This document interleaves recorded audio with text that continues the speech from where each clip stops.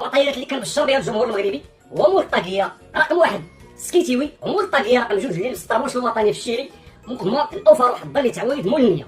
مول النيه ما غنسيئوش ليه، يعني اليوم المجال ديال المغادره الطوعيه كيقولوا داك الديبار فولونتير هو اللي كاين، حتى واحد ما غيبوسي من ظهره لانه الا خرج غيخرج من تلقاء نفسه.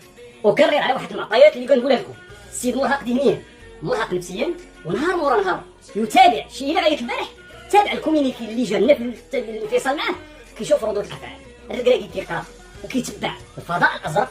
ونتمنى من الناس في هذا الشهر الكريم بغيتي الركراكي هضر عليه بكل خير، ما بغيتيش ما تسالوش في عرضه ولا في شي حوايج ولا الديكوراويه ما مقتنعش. علاش؟ لان كيما بغا يكون ولدنا. انا ملي كنهضر وكنعلن الموقف ديالي بان ما بقاش صالح، راه كنبني على معطيات، لا اتحدث عن الشخص، اتحدث عن الشخص الاعتباري الربان العميد ديال الفريق الوطني بعيدا عن العواطف. نتلاقى معاه حوايج اخرى بعيده كل بعد على السياق اللي كنكتب، ولكن كنهضر بدون عاطفه، لان الكبده في الكره ولا العاطفه ماشي لي عاده. ما كاينش اللي كيلحق ويغمض عينيه بناء على معطيات واقعيه. باش نكونوا براغماتيين نكونوا واقعيين، لا نسير ولا هو لا سلام عليك. البراسونال مثلا كيدرب 90 ولا 80 مليون، راه تسمعوا كيدرب في الغرف باضعاف وضعاف. بالتالي ماشي كيستوى ارزاق، كيستوى الدور الزمني ديالو مع الفريق الوطني سنوات.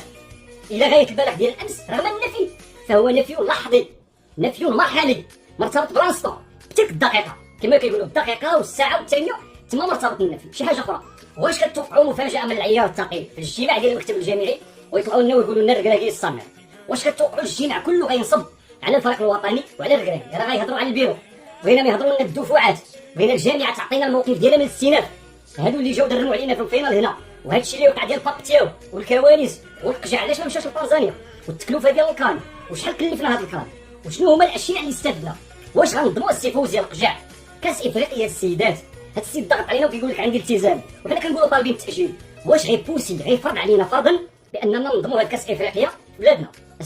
لغايه اليوم الكاف تجدد بان عندها التزام. الكان ديال السيدات قالت غيتنظم في المغرب، حنا قلتوا لنا ومشينا معكم في الخط وباركنا قلنا المرحبا باننا ما غنظموش، لاننا عندنا كالندري ديال البطوله، وعندنا اولويه للانديه ديالنا اللي كتلعب على الصعيد القاري، وعندنا انديه اللي كتلعب في تيرانها، الاولويه للجمهور ديالنا وانا معكم.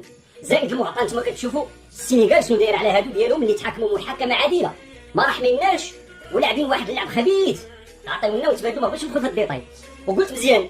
دابا السي باتريس موتسيبي تيقول لك لا غنبدلوا، بغيتي تنظموا بغيتو قولوا لنا واش باقي متشبتين بالموقف ديالكم بانه ما غنظموش. حنا طالبين التاجيل، وإلا تنظم عندنا في الوقت والمكان اللي فرضوا باتريس موتسيبي. شنو هي الرساله اللي غنفهموا منكم؟ الا كانت باننا افريقيا كتسنى شي حاجه ومازال البوليس خدام قولوها لنا غير باش نفهموا.